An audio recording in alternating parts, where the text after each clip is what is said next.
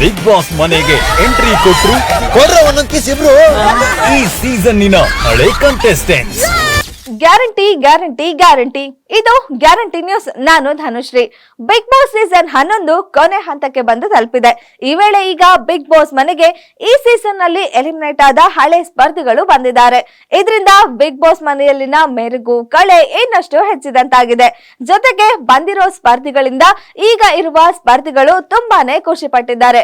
ಹಾಗೇನೆ ಹಳೆ ಸ್ಪರ್ಧಿಗಳಿಂದ ಒಂದು ನಾಮಿನೇಷನ್ ರೀತಿಯಲ್ಲಿ ಪ್ರಕ್ರಿಯೆ ಕೂಡ ನಡೆಸಿದ್ದಾರೆ. ಹಾಗಿದ್ರೆ ಏನಿದ್ರ ಸ್ಟೋರಿ ಅಂತ ಇಲ್ಲಿದೆ ನೋಡಿ.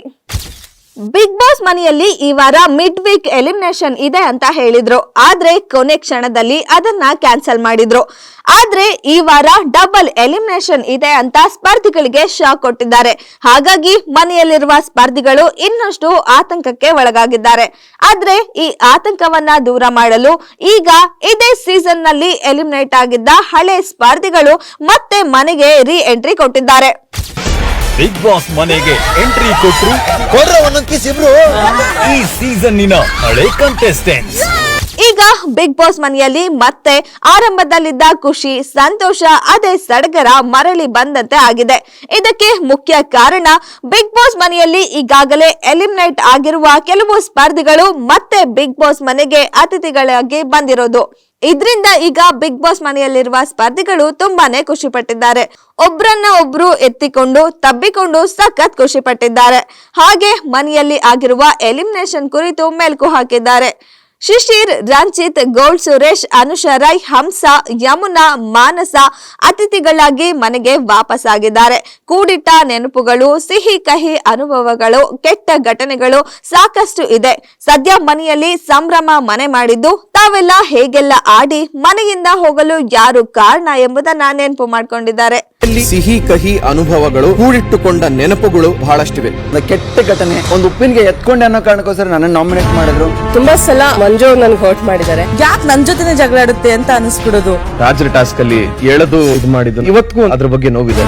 ಇನ್ನು ಸದ್ಯಕ್ಕೆ ಮನೆಯೊಳಗೆ ಬಂದಿರುವ ಎಲಿಮಿನೇಟ್ ಸ್ಪರ್ಧಿಗಳು ಈಗ ಉಳಿದಿರುವ ಸ್ಪರ್ಧಿಗಳಿಗೆ ಎನರ್ಜಿ ಬೂಸ್ಟ್ ಕೊಟ್ಟಿದ್ದಾರೆ.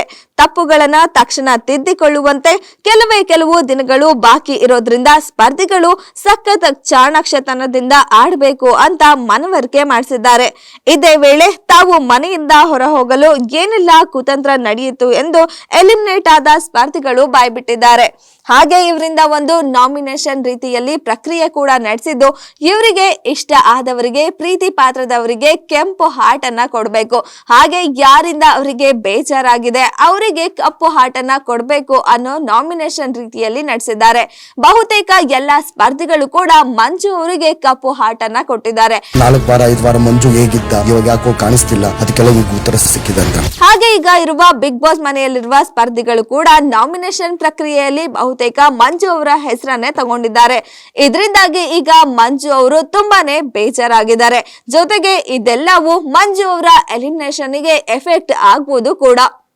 ಕೆಟ್ಟ ಘಟನೆ, ಒಂದು ಉಪ್ಪಿನಿಗೆ ಎತ್ಕೊಂಡೆ ಅನ್ನೋ ಕಾರಣಕ್ಕೋಸ್ಕರ ನನ್ನ ನಾಮಿನೇಟ್ ಮಾಡಿದ್ರು. ತುಂಬಾ ಸಲ ಮಂಜು ನನ್ಗೆ ಹರ್ಟ್ ಮಾಡಿದ್ದಾರೆ. ಯಾಕೆ ನನ್ ಜೊತೆನೆ ಜಗಳ ಆಡುತ್ತೆ ಅಂತ ಅನಿಸ್ಬಿಡೋದು.